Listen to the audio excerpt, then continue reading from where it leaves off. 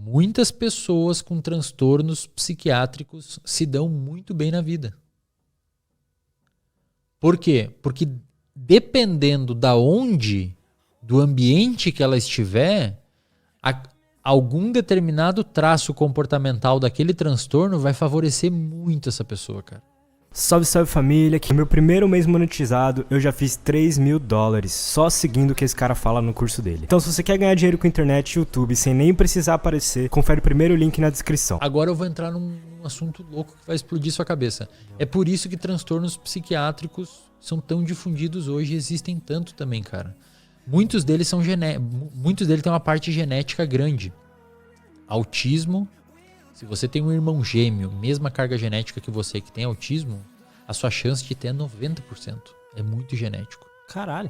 Se ele for um irmão não for gêmeo, cai para 60%, ainda assim é alto. Bipolar, se você tem um irmão bipolar gêmeo, a sua chance de ter é 70%. Se o bipolar for um irmão não gêmeo, cai para 20%, se eu não me engano, 20%, 30%.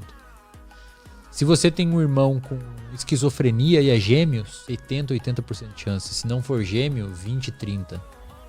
A depressão é o menos genético. Se você tem uma pessoa com depressão que é a irmã gêmea sua, sobe para uns 20%. Se for uma irmã normal com depressão, vem para 8%.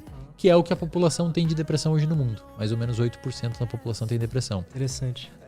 Só que o que é louco, cara? Muitas pessoas com transtornos psiquiátricos se dão muito bem na vida. Por quê? Porque dependendo da onde, do ambiente que ela estiver, algum determinado traço comportamental daquele transtorno vai favorecer muito essa pessoa, cara. Tipo ansiedade, por exemplo, dependendo do ambiente que ela tá. Eu tenho pacientes com TDAH, por exemplo. E geralmente acho que eles têm pouca atenção. Na verdade, se você for ver, o paciente com TDAH ele tem muita atenção. Esse é o problema dele. Na verdade. Agora você não entendeu, né? Pensa assim, ó, um paciente com TDAH lendo um livro aqui. Cara, se bater a porta lá embaixo, ele vai olhar. Uma pessoa falando ali. Ele já não... Então, ele não consegue sustentar a atenção num lugar, mas ele tá prestando atenção em tudo toda hora. Inclusive, isso provavelmente se dá inclusive devido ao tálamo, uma região do seu cérebro que filtra informação sensorial. No TDAH, ela ser mais furada, digamos assim. Então, por exemplo, a gente tá falando agora, você tá prestando atenção em mim. Se alguém fala lá na outra sala, o seu tálamo pode impedir a informação que entrou no seu ouvido, passou pro seu tálamo e ele tranca ali, ele não deixa acender, subir para as áreas auditivas. Então, você não vai tomar consciência daquela situação. Por exemplo, agora você está sentado na cadeira. Você até eu falar, você não estava sentindo a sua pele tocando na cadeira. Agora você está sentindo porque eu falei. Sim. Por quê? Porque o seu tálamo estava inibido. O óculos no seu rosto. Você não estava sentindo o óculos tocando o seu nariz até agora. Porque essa informação sensorial, o seu tálamo estava impedindo que fosse até a área somatosensorial e você tomasse consciência dessa informação. Pacientes com TDAH talvez tenham, o tálamo deixa passar mais coisa. Então a gente está falando, em vez do tálamo segurar aquela voz, ele deixa eu prestar atenção, daí minha atenção desvia. Então o TDA não é falta de atenção? É muita atenção. É excesso. E inclusive, cara, se você pega um paciente com TDAH motivado com uma coisa, que você bota ele estudar uma coisa que ele gosta, ele fica com hiperfoco naquilo. Eu tava procurando... Eu queria saber se existe alguma correlação de pessoas que cresceram jogando videogame com TDA. E no texto lá que eu vi, estavam falando que muitos pacientes com TDA, eles têm um hiperfoco, né? Muito hiperfoco. E por quê? Porque o TDAH, quando tem a característica hiperativa junto, você pode ter só TDA ou TDAH. Você pode ter só o déficit de atenção ou com hiperatividade. O TDAH tem uma característica muito impulsiva. Por isso que eles usam muita substância e tal. Só que essa impulsividade pode ser direcionada para um estudo, cara. Para o trabalho. Eu conheço paciente, tenho paciente e conheço muita gente com TDAH que é muito... inclusive, os psicólogos e psicólogos de TDAH que são referência na psicologia. Por quê? Porque eles conseguem ter um hiperfoco naquilo. E TDAH relativamente controlado e meio que direcionado, eles se educaram a direcionar o transtorno para o trabalho. Pacientes com TOC, cara. O que é o transtorno obsessivo compulsivo? Transtorno obsessivo compulsivo é um cara muito um formador de hábitos. A galera não pensa assim, cara. Por quê? Porque quando você vai discutir transtorno mental, a galera sempre fala coitadinho e tal. Talvez o seu chefe seja bipolar. Talvez o seu chefe, que é talvez melhor que você no seu trabalho, tenha TDAH. E ele talvez só seja melhor porque tem isso. Tipo assim, a gente dá nome pras coisas, Lutz. Mas existem fenômenos que perpassam esses diagnósticos, como, por exemplo, a impulsividade. Você pega um paciente numa hipomania e pega um paciente com TDAH, eu duvido um psiquiatra conseguir distinguir eles. Você sabe que ele tem bipolaridade porque você espera ele ciclar. Ele entra numa depressão e tal. Mas é igual, cara. Um paciente em hipomania é igual um cara com TDAH. A hipomania é o outro lado do bipolar. É o outro lado do bipolar, sem ser a depressão. Entendi. Pega um paciente com TOC e um paciente com TDAH. Você só vai saber. E olha os dois. Bota aqui na mesa e olha os dois assim, ó. Você não vai saber qual que é qual. Porque tem uma característica impulsiva que permeia vários diagnósticos. E tem paciente que, às vezes, o diagnóstico não é tão grave, que consegue adaptar essa característica comportamental num contexto e se dá muito bem naquele contexto. Por exemplo, o que é o TOC? TOC é você tem... Normalmente fala em TOC, a galera acha que é aquela pessoa que limpa muito e tal. É verdade. Desliga a luz. É verdade, isso pode ser um TOC. Só que tem TOCs que são um pouquinho mais brandos e mais generalistas. Por exemplo... Se quiser você pode fazer assim, ó. Não, tá tranquilo. Por exemplo, tem paciente com vamos explicar primeiro o que é o TOC. TOC, transtorno obsessivo compulsivo. Você tem um pensamento obsessivo na sua cabeça. Tipo assim, eu tô aqui conversando com você. Cara, essa água não podia estar aqui porque tá... Normalmente eu preciso que a água fique na minha direita, porque senão vai acontecer alguma coisa muito ruim. Entendi. Então esse é o pensamento obsessivo que eu tô na minha cabeça. E a minha compulsão é botar a água aqui na direita. Isso é um TOC. Eu tenho um pensamento obsessivo que circula na minha cabeça e eu tenho que fazer um comportamento compulsivo para satisfazer o meu pensamento obsessivo.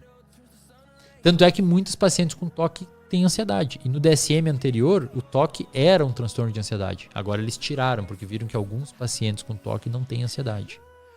Mas você pega um paciente com TOC, 80%, 90% tem algum transtorno de ansiedade junto. Porque esses pensamentos obsessivos geram um grau de ansiedade. Então minha garrafa tá aqui, ó. Minha garrafa tá na minha esquerda. E por alguma razão eu acredito que vai acontecer algo errado se a garrafa ficar na esquerda.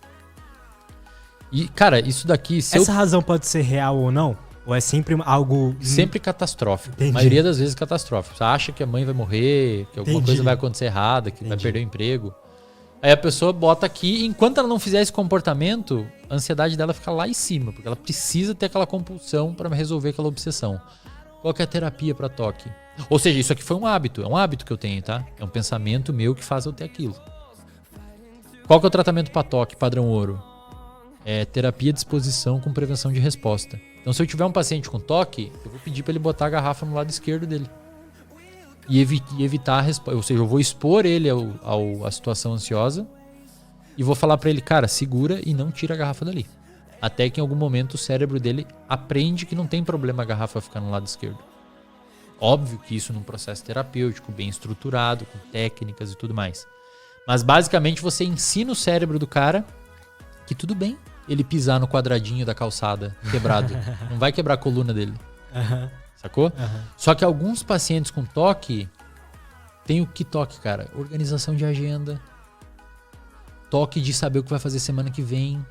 De conseguir cumprir as tarefas. Uma ansiedade um pouquinho elevada se não fechar todos os cálculos da empresa logo. E, cara, eventualmente um traço comportamental desse faz você ficar rico. Faz sentido. E eu tenho e conheço pessoas tem esses transtornos, ou às vezes tem traços do transtorno, não chega a fechar um transtorno, mas tem traços, apresenta alguns sintomas do transtorno, e que justamente esses sintomas permitem que a pessoa seja muito boa. Agora, você pega uma pessoa com TOC de organização de agenda e coloca ela trabalhar numa empresa onde é tudo uma zona, vai ser um inferno pro cérebro dessa pessoa. Porque o cérebro das pessoas não lida bem com incertezas e desorganização. Vai ser um ambiente extremamente estressogênico. Extremamente estressogênico. Tem um caso que eu li recentemente de uma paciente que foi diagnosticada com TOC. Ela tinha 33 anos, foi diagnosticada com TOC aos 11 anos. E ela desenvolveu depressão, tomou um monte de medicamento, ficou deprimida e tentou se matar. Ela usou álcool e tudo que era medicamento que tinha disponível em casa, tentou se suicidar, se intoxicando.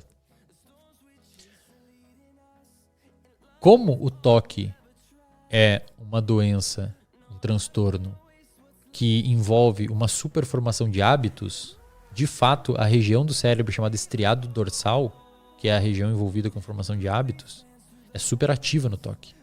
O paciente com TOC tem uma superatividade do estriado dorsal. O estriado se divide em dois, basicamente, o ventral, que é o sistema de recompensa, e no ladinho dele o dorsal, que é o hábito. É por isso que quando você usa muita droga, joga muito videogame, você começa a formar um hábito. Porque você estimula tanto uma parte do estriado liberando dopamina, que essa circuitaria dorsaliza via neuroplasticidade e forma um hábito. Fumar cigarro é um hábito, beber álcool é um hábito, jogar videogame é um hábito. Comer mal é um hábito. Dependências químicas, de uma maneira geral, são hábitos. A dopamina está totalmente ligada à criação do hábito? Totalmente ligada. Você precisa de dopamina para criar um hábito. Essa paciente com TOC que tentou se suicidar, esse caso é muito massa, cara. Quer dizer, não foi massa para ela, mas é legal para a ciência. Essa paciente que tentou se suicidar, o que aconteceu? Ela tomou tanto medicamento, cara, que aconteceu uma isquemia no estriado dorsal dela. O que é isso? Uma isquemia que impede o fluxo sanguíneo e a área morre. Ela entrou em coma, aconteceu uma isquemia, foi publicado na revista... Ai, cara, não lembro. Tá no meu Instagram também esse estudo. Quando a paciente acordou do coma, ela não tinha mais TOC. Caralho! Ela desenvolveu alguns problemas motores, ela tinha um problema de escrita e alguns pequenos problemas de controle emocional que ela já apresentava e tal, mas ela não tinha mais TOC. Ela ficou a vida inteira com TOC, tentou se matar, arrebentou a área do cérebro dela envolvida pelo TOC. E quando ela acordou, na escala que aplicavam para ela para TOC, que dava 30 e poucos pontos indicando TOC severo, tava 6, 5. Menos de 10, que nem precisava de tratamento, nem medicamentoso, nem psicoterapia. Cara, que louco. Por quê? Porque o TOC é uma superformação de um hábito. Um paciente com TOC, ele forma hábito muito bem. Tanto é que ela não consegue inibir o comportamento automático dele. Então, para você tratar um cara com TOC, você tem que meio que quebrar o hábito. Então, vou deixar a garrafa aqui e não vou botar para outro lado. Tem que segurar o impulso. Tá? E essa paciente, pelo fato de ter destruído essa área, ela teve uns probleminhas motores porque esse estriado é também, por isso que uma das vias dopaminérgicas se chama via nigroestriatal, porque ela vai pro estriado também. E o estriado está envolvido com a gente fazer comportamento motor. Entendi. E ali deu uma quebradinha num lado da parte motor, ela também ficou com dificuldade de, acho que, coisas finas, escrever, coisas assim, sabe? Entendi. Mas curou o TOC. Então, aí, na sua visão, na sua visão científica ou pessoal, esses transtornos, eles têm um lado positivo também? Aí que tá. Assim como as mutações que permitem a evolução das espécies, que o Darwin viu lá que você nasce com um gene que meio que bota você com um pescoço um pouquinho maior, se você for uma girafa, permite você comer mais que as outras e reproduzir esse gene? Talvez, cara. Entendi. Talvez se você olhar o comportamento humano, por exemplo, pessoas que nascem por alguma razão com uma necessidade maior dopaminérgica. Essa pessoa pode desenvolver um vício em crack, em qualquer outra droga, ou pode ser um workaholic e fundar a Apple.